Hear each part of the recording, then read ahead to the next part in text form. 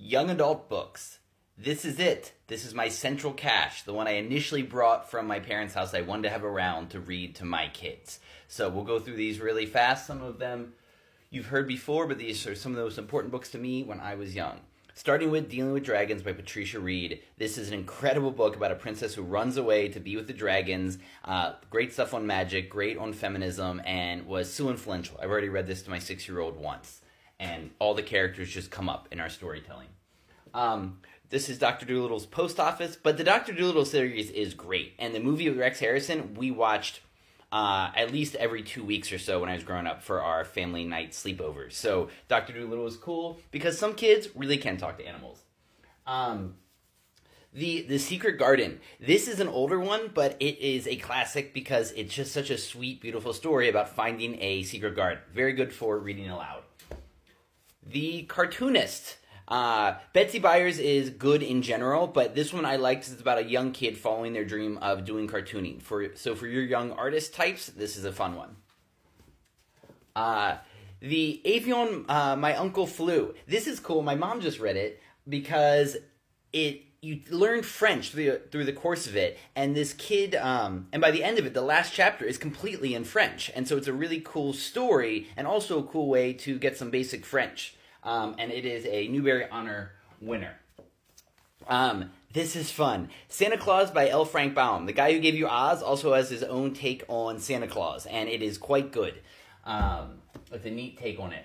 I mentioned this earlier, but this is the Lloyd Alexander series about the Book of Three, the Chronicles of Puritan, and Taran, the assistant pig keeper. These are based on Welsh myth and folklore, and they're wonderful. These are some of the most important adventure fantasy things I ever read growing up about believing in yourself. I think these are great for any kid. The Tale Despero, about a young mouse who's heroic with his sword, got turned into a movie that was supposed to be really good, and I know that she has a couple of other great books. This one, the Newbery Award winner. And as I keep telling you, if you have a kid who you can't keep in books, they blaze through them all, give them the challenge of reading all the Newbery Award winners. It'll take them at least a year or two. Don't start with the first one, though. It's too hard, unless they're really, tough kids. That one was just like a history book. A Gathering of Days, another Newbery Award winner. This is a young girl who who lives in 19th century New Hampshire, and it's a great look at how life was different. This makes me think of the novels of Willa Cather. Rona the Robber's Daughter. Also excellent because Ronia, she is born into a band of robbers and her adventures from that.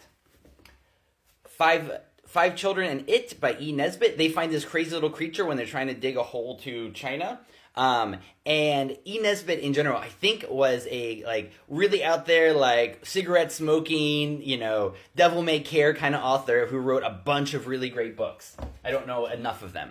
Mr. Popper's Penguin. I don't know if people are still reading this. It was big when I was a kid, but this guy happens to get a bunch of penguins, and it was a wonderful story. Stuart Little, I think, is pretty well known when you talk about little animal adventures. Gentle Ben, the story of a boy with a bear. I was a sucker for having friends with animals, similar to Because of Winn-Dixie. This is another Kate DiCamillo. The Ramona series. I didn't know these that well, but my sisters did, and they both have excellent taste in books, and so I would recommend. I mean, the Beverly Cleary ones were just excellent pieces of work. She was hopefully a millionaire from her work for a reason. The Phantom Tollbooth. All of you keep mentioning this one, so I want to mention it so it's out there. It's a great out there thinking book for your meta thinking kids. Mr. Popper's Penguins again. So good I had it twice. Abel's Island by William Steig. This is a little mouse who gets washed away to a deserted island, but William Steig has a bunch of great books. He also has shorter kids books as well, and I just love this little mouse character and his style of drawings. This one, in fact, Caldecott Medal winner, so Caldecott is for the illustrations, then a Newbery Honor author. So it's really cool when someone wins both the illustration and the storytelling award. Eye on the Blue Dolphins. I don't know. This one can still make me tear up and cry. I recently saw Moana with my 6-year-old, and it just took me back to this, and it's just so powerful.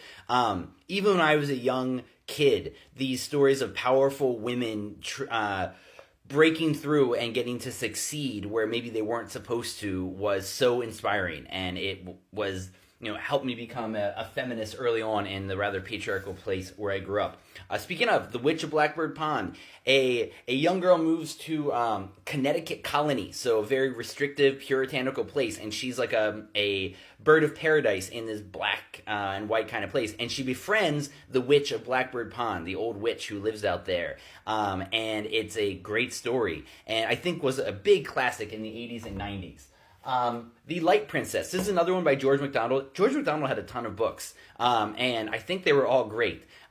This is illustrated by Maurice Sendak, and so you could even just read through the books that Maurice Sendak illustrated because he liked illustrating really good books.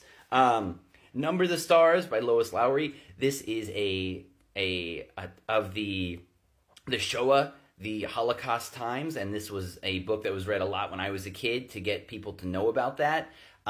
It's a sad one, but I grew up learning about this time period a lot from my father anyway, and this is a good thing for kids who need to know this is how the world works. This is The Whipping Boy, about the young boy who is the one who gets whipped when the prince does bad things. Another Newbery Award winner, or honoree. Rascal, a young boy with his friend the raccoon. Do you see a trend? Walk to Moon. I read a lot of Native American themed literature because I just realized there was a lot of wisdom there, and so this was one of the first ones that I remember really standing out to me. And this was another one. This was from a perspective of a boy who lived for 6 years as a Crow Indian, and there were a lot of kids like that. And the thing that people don't talk about, they almost never wanted to go back or to white society. If they had integrated into Native American society, when they got rescued, they did not like it, and they did not want to go back to Western society. So anyway, this is one of those acclamation stories, just like Kim, which in India, this was the Native American version for me, and this was one of the most important books for me as a young person. And then Rudyard Kipling's The Jungle Books. They're wonderful. We've read them twice already, I think, so far. Yes, Kipling was an imperialistic bastard, or he had the viewpoints of his time, and was too rah-rah for all the colonialism, but he was an incredibly good storyteller, and I think with these stories you can separate out those kind of viewpoints and still really enjoy these stories. These are still great for kids. And the last one, maybe saving the best for last, The Bridge to Terabithia. This was my first taste of magical realism, I would say. So if you have a kid who might like Marquez in 10 years, they would love Bridge to Terabithia right now. So, if you are in the 2% who made it to the end of this video, please leave me an emoji or the name of your favorite young adult book, especially ones that are good for young feminist or queer kids, because I'm always looking to learn more there.